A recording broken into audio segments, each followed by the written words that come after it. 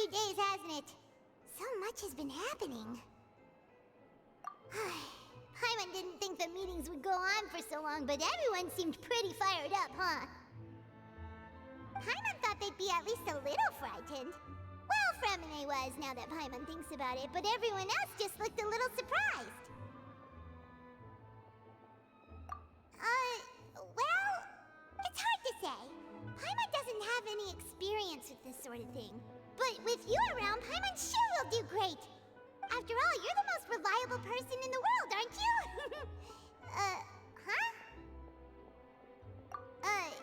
Did you just pour some tea? Paimon didn't notice you doing that at all. What's that? Paimon's never seen that cup before. Don't be frightened. I'm just joining you two for tea. I merely refrained from saying anything till now. Who's that voice? But there's no one here. What a strange conclusion, but also such an interesting one. You two make such a fascinating combo, and yet even you feel confused. As such, I couldn't resist but come by for some tea and a chat. Consider me a passerby, just accepting a commission from my friend's disciple on a whim.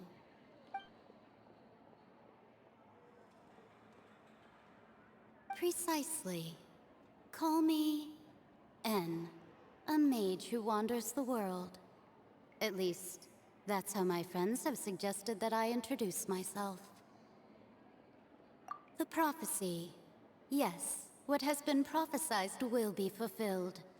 You may view such things as the history of the future. What? Then is there any way we can stop it? People call such things fate, and it is written in the stars.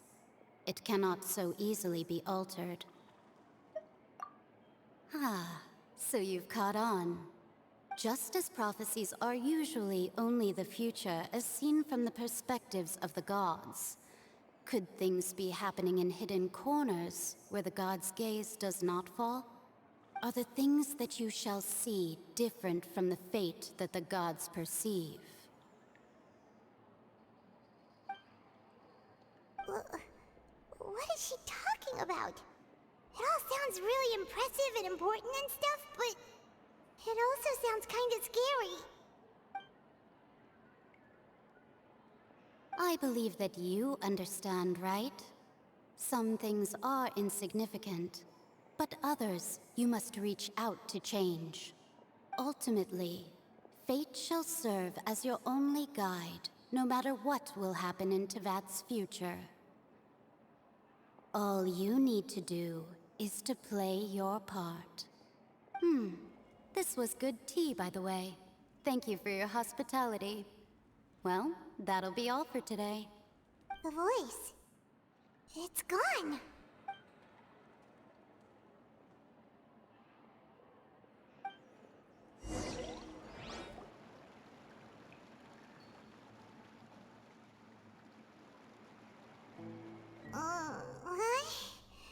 I want to hear someone talking. All right, coming! Hey, it's you who's getting lazy, okay? Well, I see I've walked in on some lively banter. Luna! Fine, just fine. I went to take part in that Steambird panel. It turned out to be more interesting than I expected. Not all Fontanians are pessimistic about this. One journalist mentioned that sitting around and waiting for the end to come would be wrong, and that they should make their own rescue preparations. I agreed, so we had a brief chat with her. Did she have pink hair by any chance? Why, yes, it was Charlotte. I assume you've heard of her, no? That daredevil journalist? I'm in full support of her view. Prophecies are very important, but how can people allow their lives to be commandeered by just a few words? That's right! Paimon's glad to hear something sensible for once. Ah, yes. About what we had discussed before. I did try, but I'm afraid I couldn't reach the old hag. I'll try again tonight, but I wouldn't get your hopes up. Huh?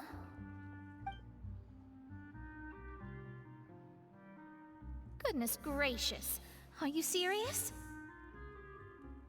She said that even the god's gaze has blind spots. Pretty bold if you ask Paimon. Most people would believe the gods to be all-knowing, right? The Hexen Circle members are certainly anything but ordinary. As for the mage named N, the old hag has mentioned her a few times. She said that N's sense of direction is incredible, and that she loves guiding those who are lost. But I've never met her, and if she were still alive, she'd be... well, suffice it to say that the hag's at least a few hundred now, and N's been around for longer than that. Whoa. The Hexen Circle sounds like a scary group. But they must really stay in shape to live so long. Their abilities alone are pretty terrifying. If she came to see you personally, then the problem you're facing must truly be of great importance. Well, it's not like Paimon could understand anything she said. Yes, she was quite cryptic, but I suspect she means that there is still a way to turn things around. She didn't say when or what that would be, though, so... perhaps it is something that you cannot know right now.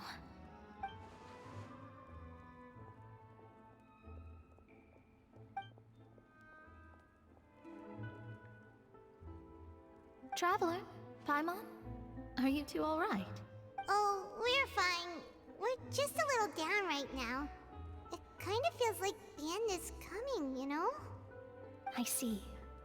I feel that same sense of desperation, too. I guess you could consider me someone who has often witnessed fate. So far as I have seen, it cannot be swayed. But even so, I still hope for, and believe in, miracles. Astrology is eternal and rational, but fate may not be.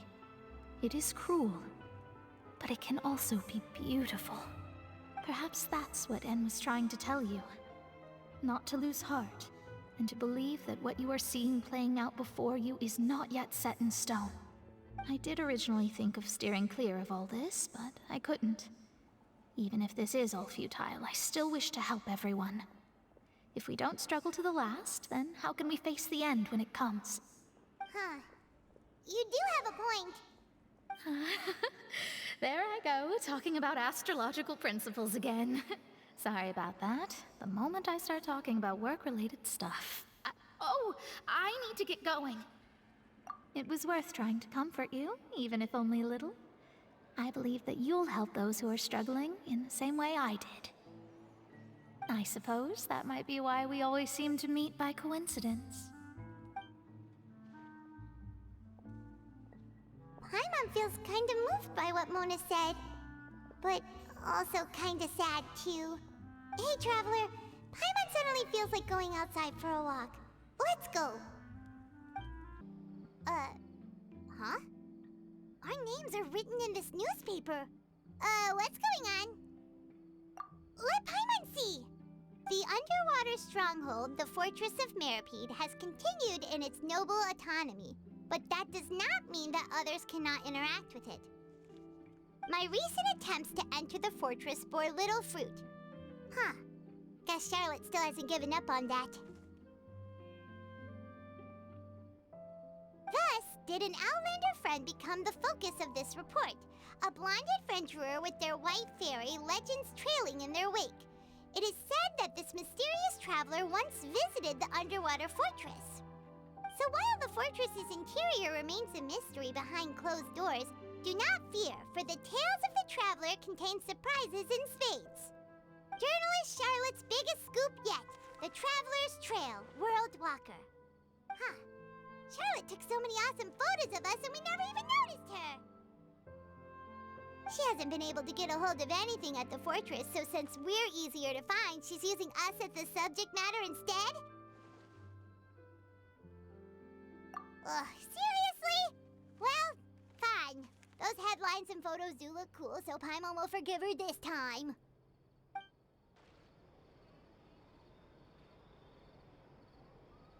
We're here! Paimon's hungry. Should we go in and get something to eat?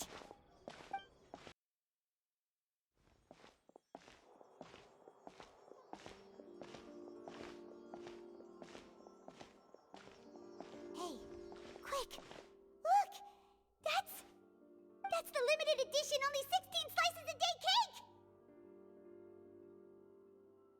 It was so delicious the last time we tried it! Despite the tense situation we were in, let's give it another go. I'm sure it'll be great! One slice of cake, please. Someone showed up after all! Oh, wait, you're the one from the Palais Mermonia. Oh, are you here to buy cake too? It seems Monsieur Nervalette was right. You really can eat.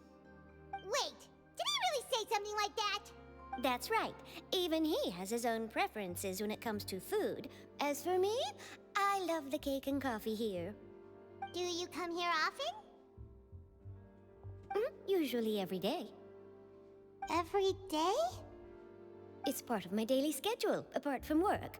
I shall have my cake and coffee. Then what if someone told you one day that this place would be closing soon, and you wouldn't get to eat cake here anymore? What would you think? But why would it close? Well, Paimon doesn't know either, but maybe the waters will rise tomorrow. You know, like in the prophecy. Oh, the prophecy.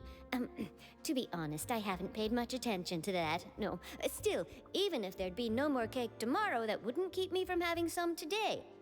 No, it's the same for eating in general. You might not be able to eat tomorrow, but if you can do so today, then you should carry on. That's what people call living, you know. Huh. Don't be sad. Excuse me, could I have 2 more slices of cake to go? These 2 slices are for you. Sijuin said that this kind of expression you're making is what humans call being sad. Oh, you know Sijuin? I sure do. She was born before me, and she sometimes comes to the surface to teach us things about humans. She said that humans are creatures that are saddened easily, yes, and you can only lift their spirits by feeding them delicious food. So please try the cakes here. I've got something else to do, so I'll be going now. You two try to stay in a good mood after eating, all right? Bye.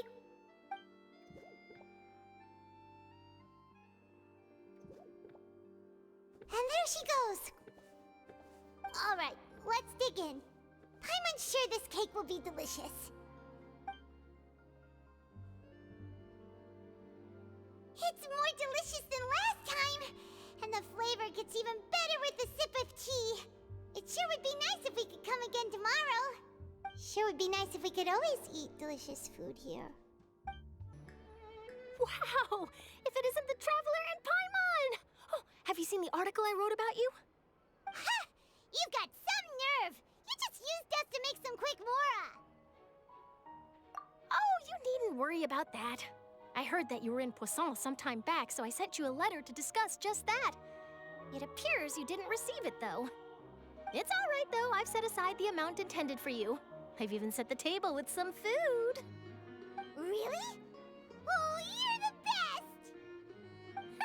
You're almost a little too easy to win over, Paimon. If I were a journalist with ulterior motives, you'd be in trouble now, you know. Oh, Paimon knows you're not like that. Still, what brings you here all of a sudden? Were you looking for me? A friend of ours met you a while back, and when she mentioned it, we thought of coming to see you. Her name's Mona. Ah, so you know Miss Mona as well. She's a guest columnist for our paper. Really good one, too. She's so young and already such a brilliant astrologist. So she mentioned me? What did she say? She said that you're a real daredevil of a journalist. Nice. In which case, can this daredevil journalist dare to request an exclusive interview with the legendary Traveler and Paimon? Huh? So your article in the paper today doesn't count? Oh, of course it doesn't. That was more like live photography. What I'd like to do is dive deeper and ask you to talk about the things you've seen and experienced. Yeah, are we even qualified enough? Why not? If I say you're worth an interview, then you're worth it. but not right now, of course. I'll need a few days to prepare. Oh, in that case, we'll just chat when you have the time then? Oh, so that's a yes? Ooh, splendid! I'll tell the editor-in-chief immediately. I'll have to apply for lighting, a venue, some props, and... Whew, so much to get done now. Talk to you later. Wait, Charlotte, Paimon's still got a question for you. And what's that? If, just for example, Fontaine were to be flooded tomorrow, what would you do today? Huh, that's the prophecy you're talking about, isn't it? I mean, I do hear about it often, but I've never once thought that the day could be tomorrow. If you're seriously asking, then I might try and think of a way to leave Fontaine. Oh, but I'm still a journalist first and foremost. That means I have a duty to be reporting from the scene. And secondly, I wouldn't forsake my homeland that easily. From what I've seen, most people don't know what they'd do should the worst come to pass. In truth, it might be better just to behave like normal rather than worry over such an end. So in all likelihood, I'd probably still be prepping at the office for that interview of ours. I know what you're thinking. That sounds a bit sad, but I've always believed that it's best to do what you enjoy. Just think about it. If this nation really were to be suddenly destroyed tomorrow, but I still successfully finish an exclusive interview with a truly unique person, then the story I would wind up writing would truly be timeless. And then do you know what I'd do? Well, I'd write that story, send it for printing, and use messenger pigeons to get copies out to the various nations as soon as possible. I'm not a dreamer, nor am I a workaholic, but I do love my job, and I'd be proud of leaving such an article behind. I guess you could say that I was born to be a journalist. But anyway, that's my answer. And on that note, I'll get back to my preparations. That's so nice. All of a sudden, Paimon actually kinda envies her. Anyway, let's go and take a look at the sea, shall we? The sea breeze and scenery can be a pretty soothing combo, huh? Paimon's been thinking. If it wasn't Fontaine, but all of Tevat that would be destroyed tomorrow, where would we go and what would we do? No, Paimon should ask, if you could choose, what would you like to do?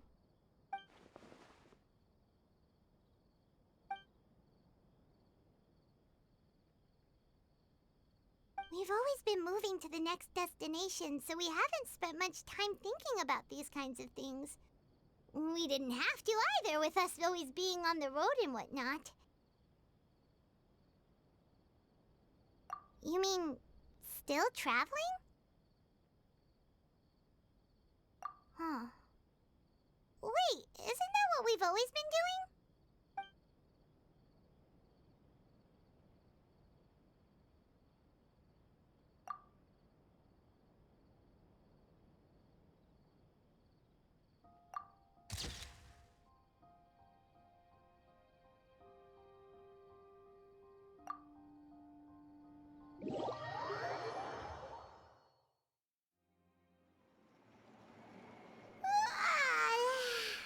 Feels like you'll grow mold if you stay here long enough.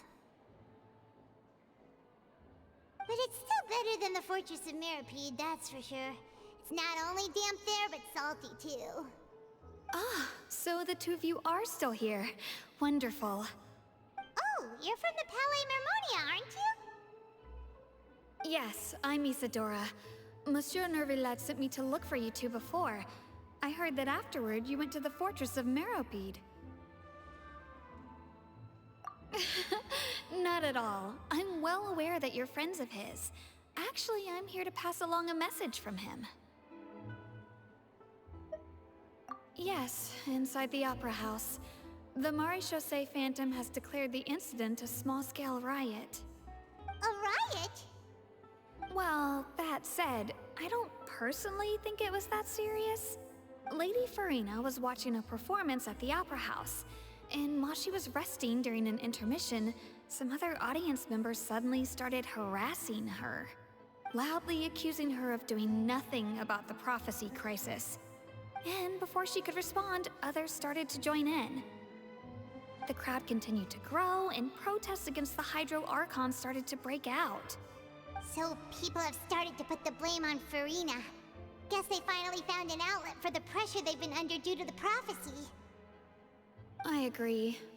People will naturally rely on gods, as is customary. But the moment people feel threatened, gods are also the first to be blamed. So what happened after that? Is Furina okay? Seeing that the situation was spiraling out of control and that further argument was pointless, she claimed that she'd gotten tired of this and left in a hurry. The Marechaussee Phantom had their hands full maintaining order and did not catch where Lady Furina had gone. Only when things had stabilized did we realize that she had gone missing. So, you mean she's still missing? That's right. The Marechaussee has dispatched many people to search for her, but we don't have any leads yet. That said, I don't think there's much to worry about. She is a god after all. Even if she were to fall into the hands of rioters, what could ordinary people do to her? Good. Monsieur Neuvillette sent me to tell you about the situation, but he didn't say anything else. Don't worry, this is more than enough to go on. Thanks for keeping us informed.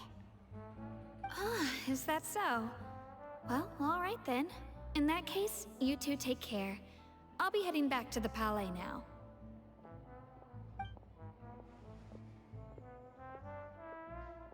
Well, sounds like we should hurry over to Poisson then.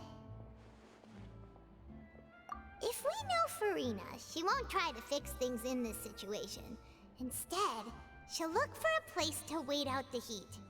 And, as we also know, she may be loud and dramatic, but she doesn't have a heart of stone. When Neuvillette was talking to her in the Palais Mermonia, and she heard about Poisson, she couldn't hide her sadness and remorse. It would be hard for her to ignore being accused by the public today. Paimon thinks Furina's probably taken the opportunity to slip away to Poisson and try to relieve the sense of guilt that she's feeling. Huh. Well, what do you think? Paimon knows the answer, of course, but Paimon can do the analysis to back it up, too. Cool, huh? In that case, there's not a moment to lose. Poisson, here we come!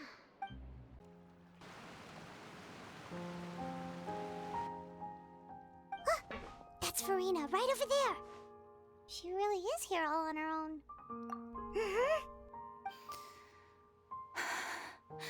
Should I just give up? This is all meaningless.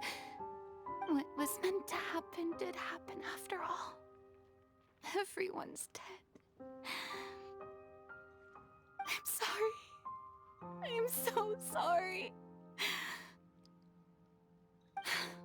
Give up, Furina. There's no point in holding out. I'm sorry. But what can I even do other than to repeat meaningless apologies over and over? Who's that? Don't worry, Furina, it's just us. So it is you, blonde traveler from another land. Why, I almost thought you were someone from that mob of my ignorant subjects, come to kneel and beg for my forgiveness. Furina, you were crying just now, weren't you? The tear stains on your face are obvious. What do you mean, tear stains? Oh, I remember. The show at the Opera House earlier this morning was so moving. I'm still trying to process it. Who did that uncivilized rabble think they were, disturbing my enjoyment of the arts? They even dare to tout their archon. I must teach them a lesson. I can just imagine their twisted and frustrated faces once they realize that I'm nowhere to be found. Oh, and I'm sure Neuvillette and those people from the Marechaussee Phantom are freaking out right next to them, too.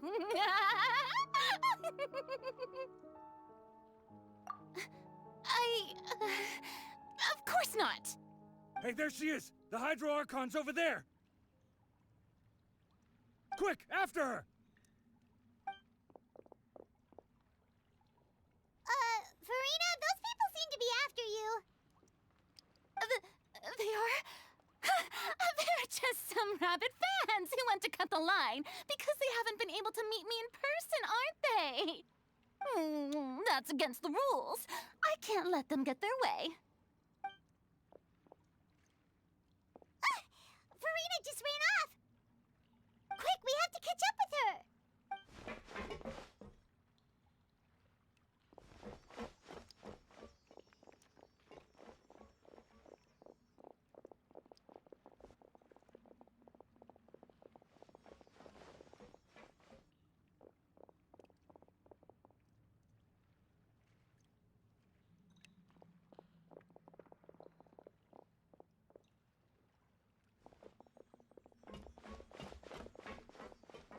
This should be the place, right? Hey, Furina! There's a good hiding spot over here. Quick, come to Paimon before the rest of them catch up to you. What? What is this place? Hurry, they're almost here. Fine, fine. I suppose haste is warranted. Lead the way.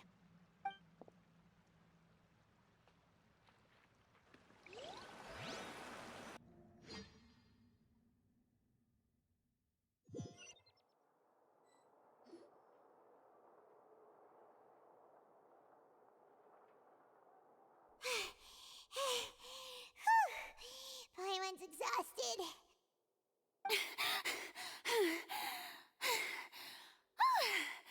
I'm so tired. I totally thought they had caught me. No, I mean, I merely gave in to the sheer enthusiasm they displayed.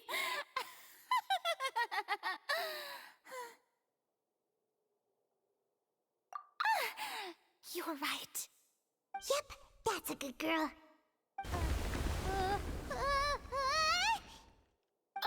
What's happening? The ground's shaking. Is it an earthquake? Yeah, a quake of this kind preceded the flooding in Poisson, didn't it? It can't be. It's happening again. Well, there's no need to worry too much about that. Neverlette's made some emergency plans, so the evacuation should go a lot smoother this time. Yeah, I hope you're right. But the people of Poisson, they've already...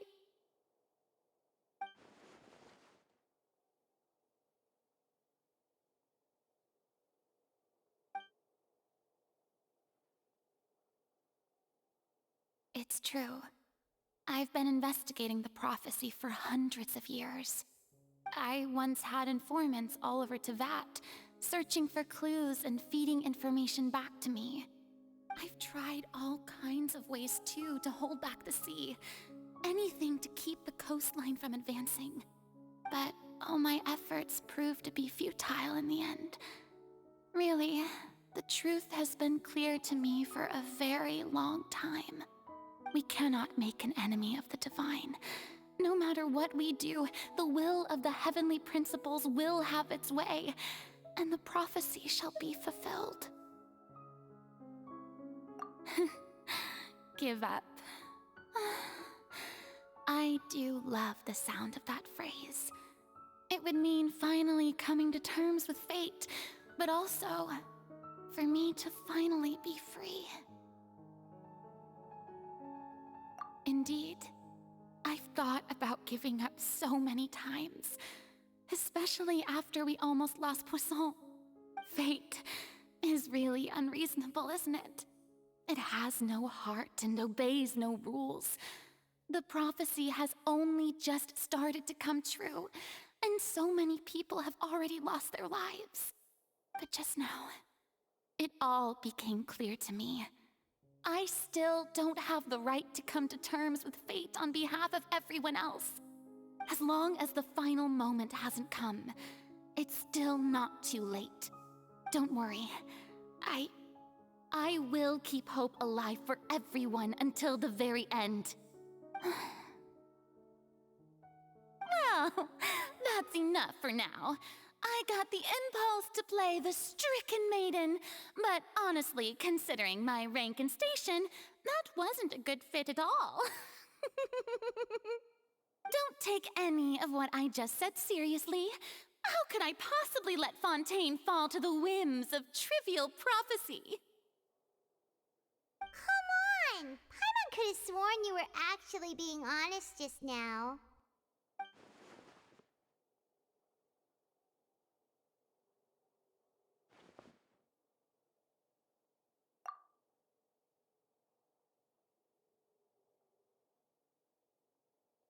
Share my burden. That's impossible. It was fated right from the start that this would be my duty alone.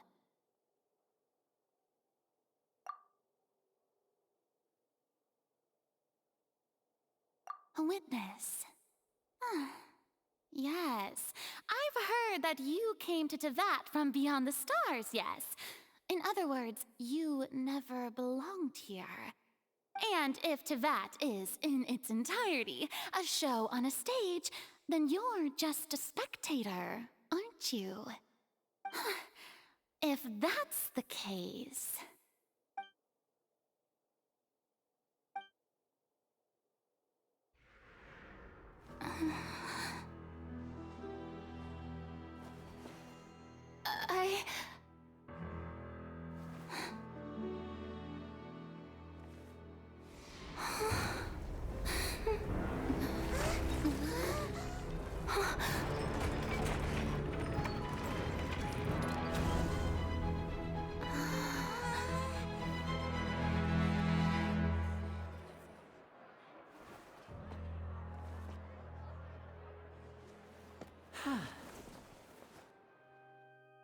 Ladies and gentlemen, this concludes my opening performance.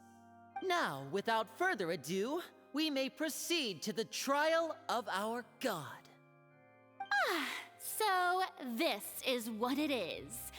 Yes, you deserve praise for the effort you took to raise the dramatic stakes.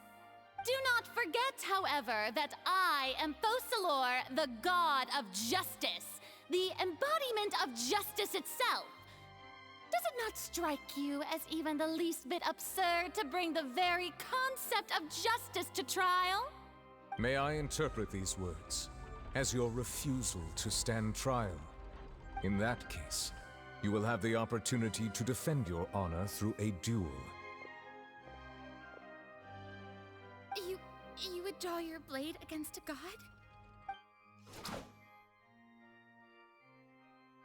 I see. It seems like you have made up your mind.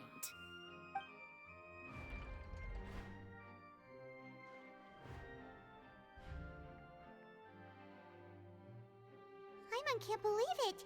She just surrendered. What the heck is going on? Did I just see an Archon surrender to a human? Wow, how utterly humiliating. Lady Furina, what is the meaning of this? Shh! It would seem that there has been a misunderstanding. To be clear, the raising of both hands is not always an indication of surrender. Looking for excuses again, huh? I raised my hands just now to indicate my acceptance of the trial. No duel shall be necessary. I will admit that I've been running away for a long time. I'm sorry, everyone. I was unable to protect the people of Poisson. It is my duty to stand trial for my crimes. You are not the only ones to be disappointed in me. I, too, am exceedingly disappointed in myself. But now, it is time for the Hydro Archon to show you her courage and resolve. I, Furina, will use this trial to show the world the true meaning of justice! This time, I will protect you. Applaud and rejoice! One of the most outrageous and fantastical arcs known to the opera epiclese is now unfolding before your eyes. Mark my words, this shall be one of the most exhilarating and brilliant shows ever to grace the stage of Fontaine! The trial of the Hydro Archon, Focalor will now begin! Oh, now we're making history. Why does it feel like Furina just took over the whole thing? Like, come on! Didn't she just get forced to stand trial for her crimes? Also, even though she's still acting super dramatic, she is taking this seriously this time, right? All right, then. Who will be my opponent in this trial? The court asks the prosecutor to please take the stand. Is that so? Very well. Then please speak, witness of Tivat, my accuser and fated opponent.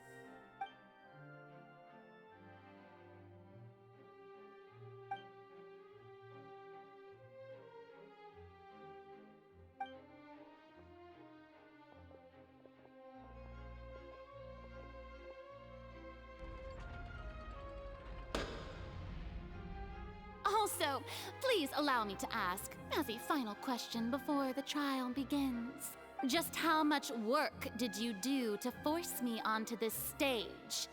Well, we did do a lot of prep after the meeting that day. I can go over the tasks assigned to the Spina di Rosula, since they were rather straightforward and easy. Navia, the president of the Spina di Rosula. Most of the people who participated in the disturbance this morning were my subordinates. They changed into plain clothes and came to the Opera House as regular audience members, waiting for the perfect opportunity to incite insurrection against you. The people's resentment against their Archon has been building as more and more of the prophecy is fulfilled. A spark was all we needed to turn smoldering anger into a flame. Moreover, according to our understanding and analysis of you, when something like that occurred, you would likely flee the scene and head to Poisson by yourself. So, we arranged for a second group to lie in wait there.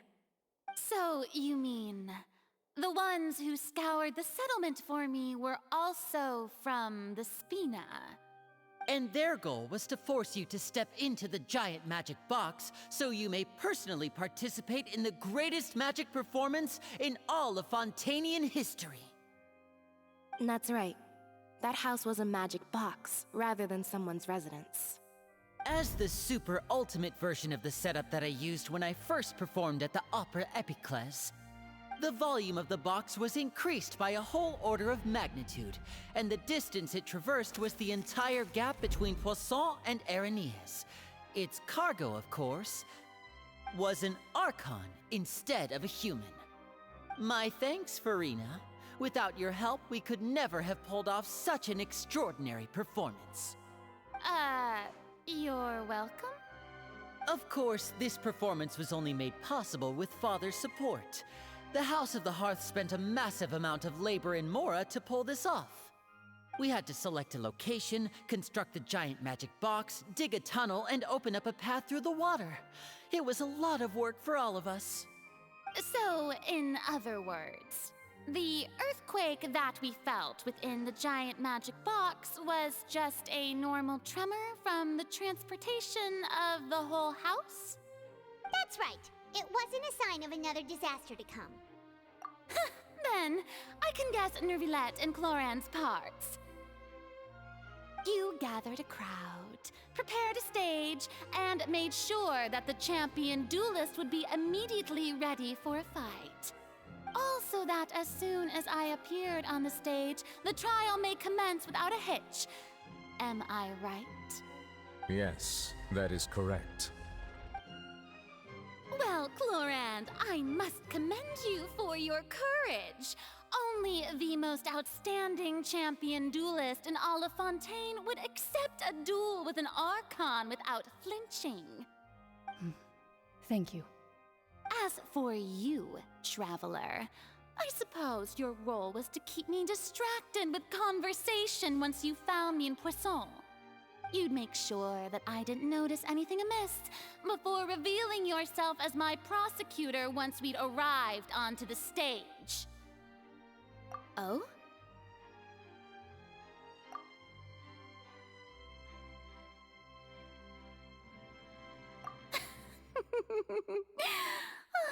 Is that so? Then I suppose I must have missed my final chance. It's fine. It matters not. What's done is done. The stage is already set, so there's no reason to disappoint the audience. Let's see this trial through to the very end.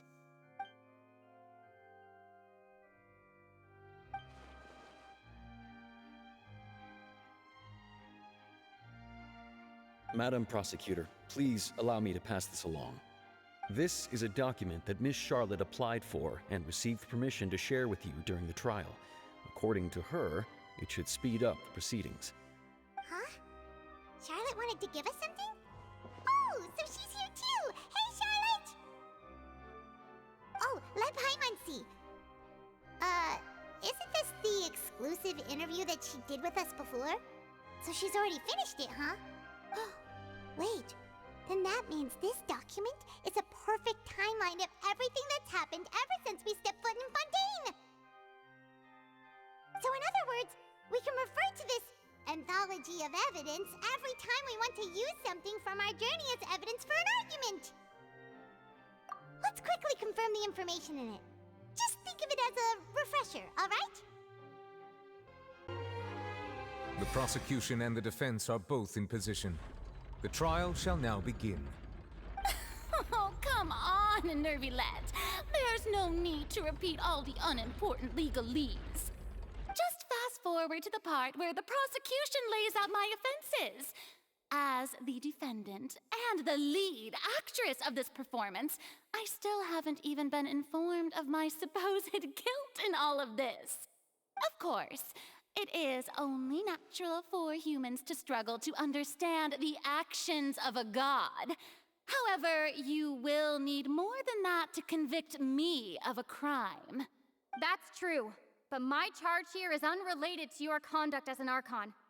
Instead, I would like to charge you as a fraud who's never been the Archon in the first place. Wait, what was that?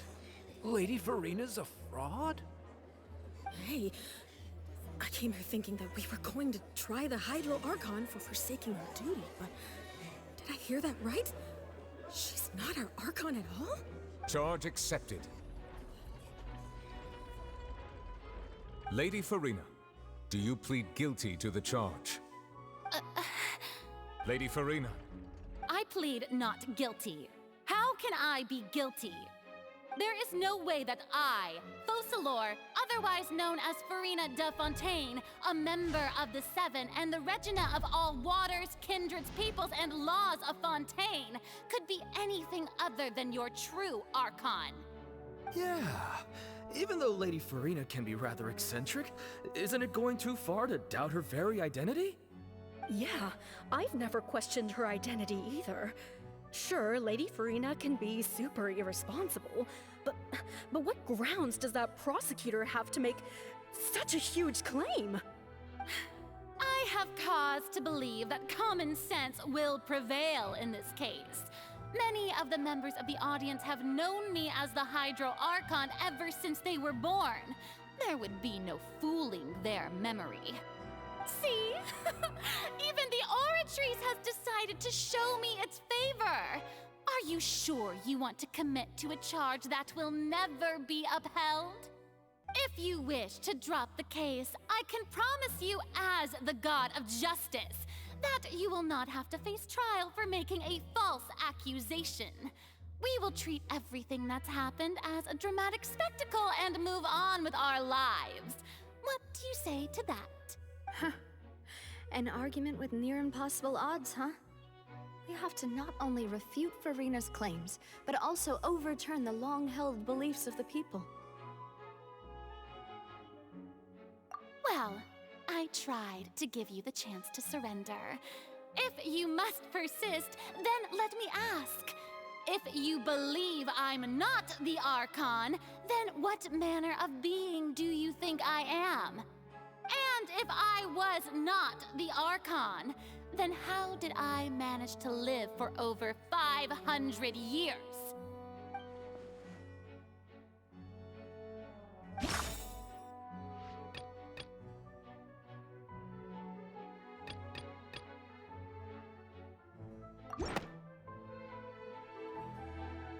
First of all, you may be a member of another long-lived race, which would allow you to naturally possess an extended lifespan.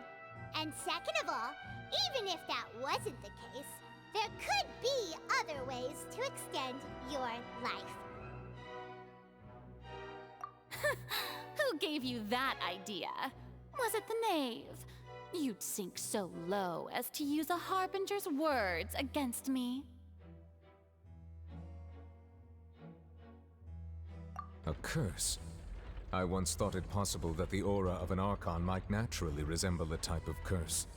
But in light of this claim, perhaps what I sensed was not your divinity, but a curse after all. Neverlet sensed it too, huh?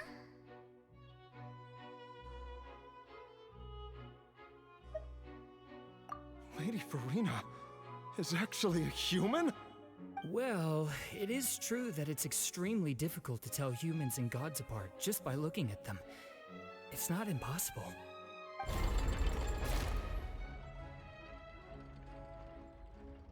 Well, don't start celebrating too early now. Even if I have been carrying a curse like you said, how does that prove that I am merely a human being? Besides, everyone knows that the main difference between a human and a god is the possession of authority. Gods can do what humans cannot. That's why they're worshipped as gods. For centuries, manifestations of my authority have served the nation of Fontaine. One need only to turn their eyes towards the Oratrice Mécanique d'Analyse Cardinal in this very opera house, or consider the endemitium that is used in every aspect of life.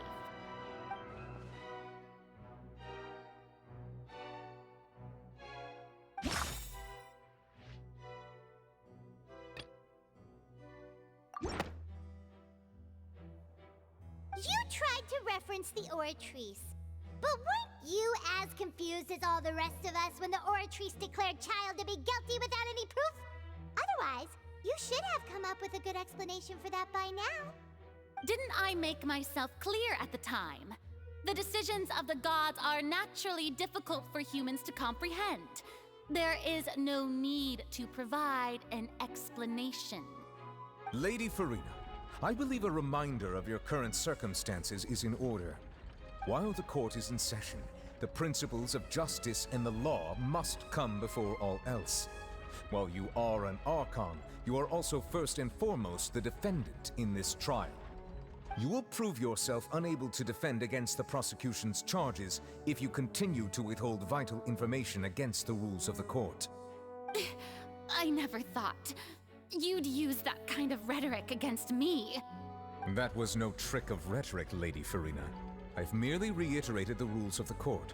Rules that all should respect and follow.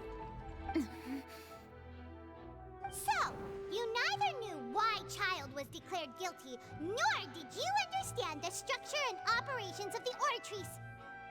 Instead of having been created by you, the manifestations of authority you mentioned have been made by the real Hydro Archon, haven't they? The real Hydro Archon? Well, now you're really losing me. It is true that I did not know why the Oratrice gave out a guilty verdict that day.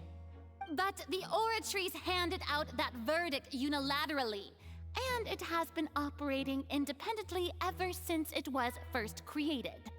You can't argue that just because a divine creation is flawed, that the god behind it must also be no god at all. She's still throwing out all kinds of excuses. Seems like she's confident that we won't be able to produce proof that she has no power over the Oratrice. My power as an Archon. There are many ordinary citizens in the audience. How can I just carelessly demonstrate the formidable power of an Archon? If that poses a concern, I'm prepared to extend my protection to the audience. You don't need to go that far.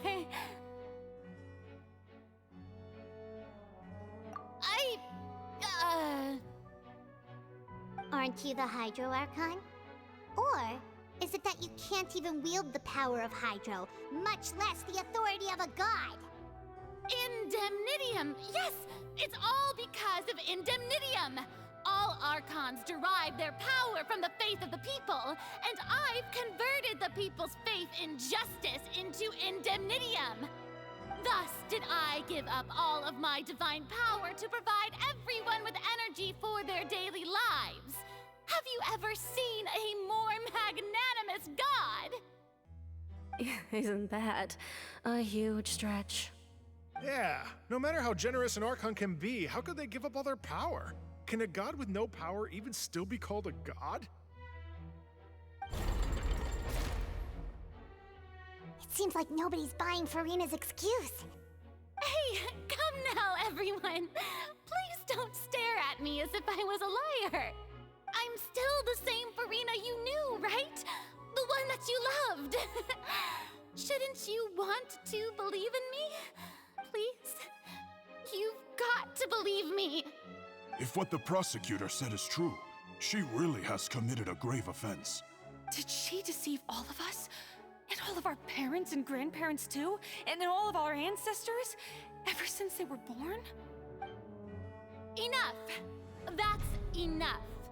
Tell me then, if I'm not the real Hydro Archon, then who is? If you have no evidence of another Hydro Archon's existence, nor can you find anyone who can back up their claim to be such, then what grounds have you to say that I'm not actually the real deal? Wow, she came up with yet another argument.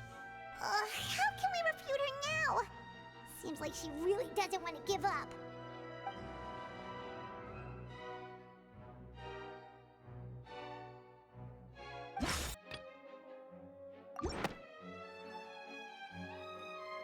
It has been established that all Fontanians can dissolve in water from the primordial sea. And that means... Since you insist on claiming to be a god and not a human, then there's a method that you can use right here and now to eliminate all suspicions of you being the latter. Miss Navia, please apply to serve as a temporary attorney for the prosecution before addressing the court.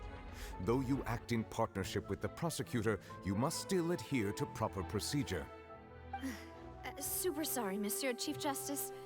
I swear this really will be the last time that I'll speak out of turn. Now, I've brought some seawater from Poisson. As everyone knows, a massive flood struck the area not long ago, taking many lives, including those of some of my closest friends. So, Miss Furina, would you dare to touch some of this seawater? If we are to believe that you are indeed the real Hydro Archon, touching this seawater would have no effect on you. All it should do is strengthen your case. But if you don't dare to touch it, then we would have basically proved the reverse. Oh, and I must remind you that after the disaster at Poisson, nobody wants to see any more people dissolve. I do hope you'll act prudently and choose the simpler path of admitting guilt. Navia from the Spina di Rasula. The Spina has governed Poisson for many years. I guess her suggestion is valid. If Lady Furina is indeed just a human, she's probably Fontanian like all the rest of us. Would she really dare to try?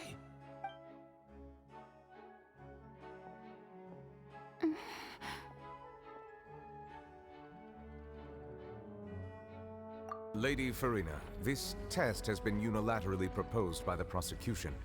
As it falls outside the realm of standard court proceedings, you possess the right to decline participation. Well, of course he had to tell her that. But refusing to participate is basically the same as a confession of guilt. She's just staring at the water without saying a single word. It really does seem like she's quite terrified of it. That could only mean... What's going on? Is she really planning to... That's not what we thought she would... Due to the inherent risk of the test, Lady Furina, you may... Hey!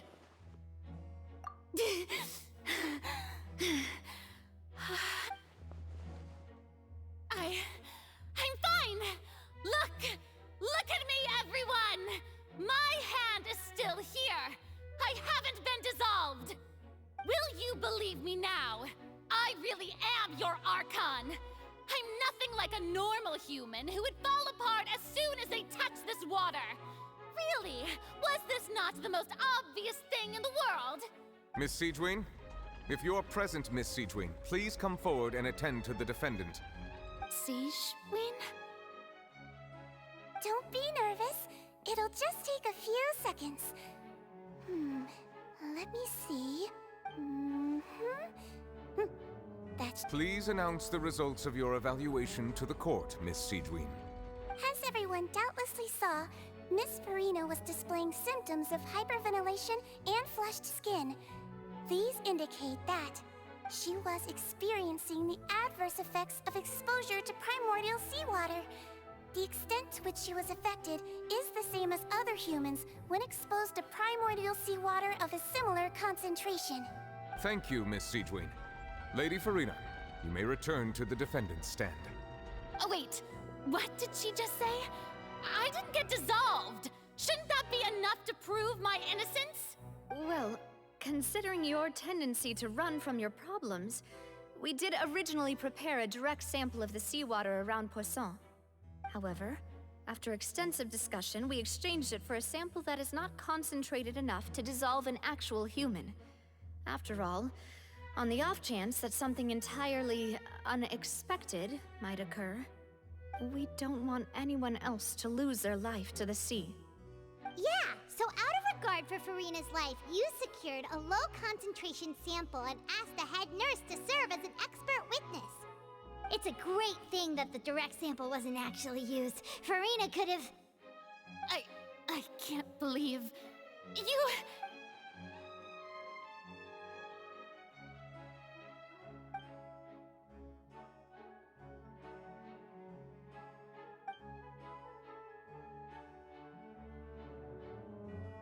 Listen to me, everyone! Please don't give me such cold and disdainful looks! What happened just now didn't prove a single thing!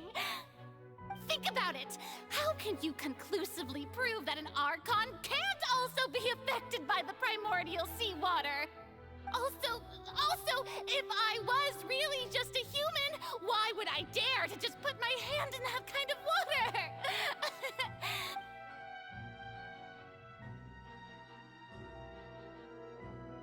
Please, everyone, anyone, just listen to me. I swear, I really am your Archon.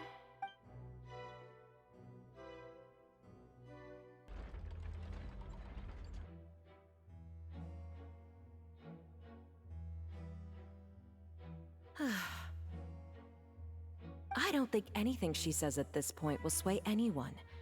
The odds are just too stacked against her now. With all the things that have been said, Paimon doesn't think there's any way left for Furina to win. I believe the time for arguments and presentation of evidence has come to an end. If there are no objections, we will move on to the final judgment.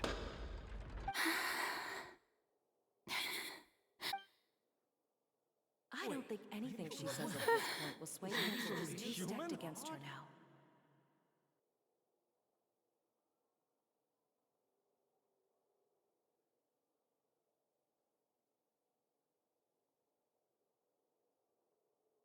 In my capacity as Chief Justice, I shall now render judgment on Furina's misrepresentation of herself as the Archon of Fontaine. As a human who knowingly deceived her fellow citizens, Furina is... guilty.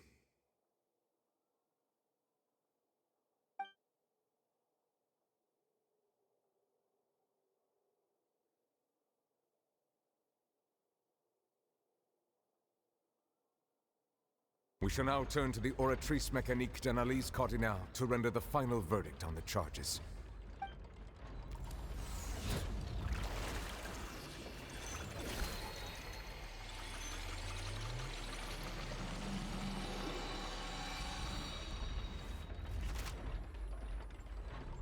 According to the judgment of the Oratrice Mécanique d'Analyse Cardinale, Furina is... Well, what's wrong? What's the Oratrice's verdict? No, the Oratrice also displays a guilty verdict. Isn't that correct then? However, The exact wording of the verdict is thus: the Hydro Archon, guilty, to be punished via the death sentence. The death sentence? That's actually one of the available sentences? I've always thought that it was just a myth. The one and only time the death sentence has been handed out at the court, and it's been given to the very person we've worshipped as the god of justice? What an unexpected twist. Furina's been sentenced to death by the Oratrice? We just wanted to use the trial to show her the seriousness of things so she'd tell us the truth. How did things escalate this quickly? This outcome is indeed quite strange. According to Fontaine's current definitions of justice, as well as its recommendations for criminal sentences, is this sentence really appropriate for the crimes that have been committed? Yeah! Even Fauché wasn't sentenced to death by the Oratrice. You know, the real evil mastermind behind the serial disappearances case. Indeed. Not only is Furina's sentence overly excessive, the very point of our trial today was also to prove that Furina has never been the Hydro Archon in the first place. But now, the Oratrice seems to have deliberately invoked the title of the Hydro Archon. What does this mean?